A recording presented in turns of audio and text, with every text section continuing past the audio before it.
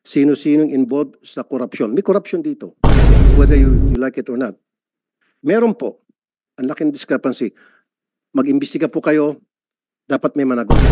Ang laking pera po dito ang nawala sa gobyerno. Sino-sino yun? Kasi ang gagawin nyo lang po, 26,000, 100,000 each. 2.6 billion.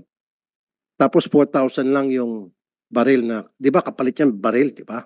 So, sino ho yung namigay ng pera, nag-abot ng pera, nag-process ng mga surrender? It was the DSWD who processed, but the IDB... No, the it could not be the DSWD. Dapat kayo po sa military para kayo po nagbe-bet to make sure na ito'y talagang surrendery. Di ba? Bago nyo sana bigyan ng pera, nasa inyong baril. Pera kapalit ng baril. 100,000 po itong pinag-usapan natin, hindi po ito 1,000. Based on the agreement, Your Honors, we have commissioned the International Decommissioning Body, Kaya nga po, including the Armed Forces of the Philippines. kaya nga po, sino nga po itong members, itong mga membro ng body? Ulitin ko pong tanong ko huwag na tayo magpaikot-ikot, sir. Pag binigyan sila ng 100,000 ng DSWD, dapat may kapalit yan na baril. Tama? This is not the... Hindi sir, ganun dapat talaga, di ba? Dapat nag-match. Ba't ka magsusurrender kung wala ka namang baril? Kung magawa-gawa lang ng istorya na ako ay MILF. Your Honor, we are implementing the peace agreement. The peace agreement does not specify. Well, then, sir, ba't kayo pumayag? Then wag nyo sana i-release yung 100,000. Diba sir? Ganun lang kasimple. Hindi nyo sana ni-release yung 100,000 doon sa nagsusurrender na walang baril na kapalit. Ganun lang po yun eh. Kasi kung hindi natin implement yung ganung klaseng polisiya, anybody can come to you and said, ako po yung magsusurrender, ako po yung MILF. Ganun ba? Halika, ito yung 100,000. Punta ka sa DSWD, ito yung papel na pakita mo doon para bigyan 100,000. So, naglulukuhan po tayo. 2.6 billion unaccounted for. Saan po napunta to? Kasi kung ganito rin lang, ako po isa sa mga gagawa ng hakbang na bawasan po yung budget ninyo from 7 billion, tumaas pa nga kayo, 1 point something billion. You started with 1.9 billion and now 7 billion. Sa kabila nitong kapalpakan na nangyari. Nabigyan pa kayo ng increase, kumbaga, ang kakapal naman po ng mukha nyo dyan. Sorry ha, ang kakapal ng mukha nyo. Meron na nangyaring anomalya. Para sa akin, this is a big anomaly. May nangyari ng anomalya, may gana pa kayong humingi ng increase. Baka next year, hihingi pa kayo, gawin nyo pang 12 billion. Gawin na natin 50 billion. Gusto mo, 100 billion na lang. Sir, the agreement was made during the time of President Aquino. And we are just implementing the... Oo nga po, sir. Pero nandun pa sa agreement na kahit na wala kang baril, tumaas ka lang kamay, sabi mo lang MILF ka, bigyan ka 100,000. Nakalagay pa sa agreement na yun, show me. The agreement says that the 40,000 will be decommissioned. The number of 40,000... Sir, you're hearing me, but you're not listening to me. Tinutumbok ko po dito yung anomalya.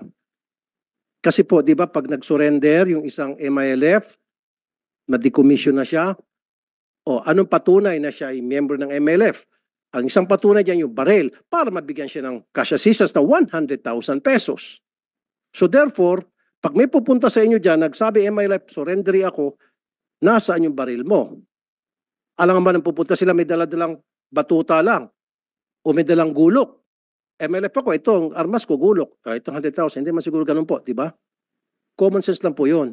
So malaking anomalya. Kaya nga po, kung ako dapat sa sitwasyon mo, may nasibak na, may nakulong na. Totoo yan. Kasi laki anomalya eh. 40,000 versus 4,000. 46,000 versus 132 versus 4,000. Follow-up question lang in line with the question of Senator Tulfo. Kanino niya ba binibigay 100,000? Sa surrender ba mismo o sa organization? Combatant, the IDB fully identified and verified the identity. In fact, they can... Mismo sa Yes, surrendery? Yes, sir. Yes, Your Honor. Kasi meron mga aligasyon na merong mga hindi umaabot na total na 100,000. May mga cut pa raw. Sir, At hindi talaga buo na 100,000 ang tinatanggap ng mga surrenderies. based on the decommissioning process, most of them will have the biometrics, Your Honor. Pinapipirma niya ba na Yes, yes, sir. nakatanggap ng They have 100,000? They have the biometrics ID. So it is fully identified by the IDB because the IDB is the one commissioned by the both panels. Yeah. And it is being given to the individuals, Your Honor. Kasi nakakatakot niyan. Pagka sa organisasyon yung binigay 100,000 kada surrendery, baka naman lalo silang pinopondohan pa ng gobyerno yung kanilang recruitment plan. Mr. Chair, okay, pwede magsingit. Ito lang po ang gusto ko mangyari. Gusto ko, kung merong susunod na hearing, yung result ng gagawin yung investigasyon ngayon, sino-sinong involved sa corruption. May corruption dito, whether you like it or not. Meron po, ang laking discrepancy. Mag-imbestiga po kayo, dapat may managot. Ang laking pera po dito, ang nawala sa gobyerno. Your Honor, Dahil kung hindi po, sa susunod na Senate hearing, patatapyasan ko kayo ng budget. Your Honor, You can count on me on that. I could say that, proudly say that there is no corruption in this decommissioning.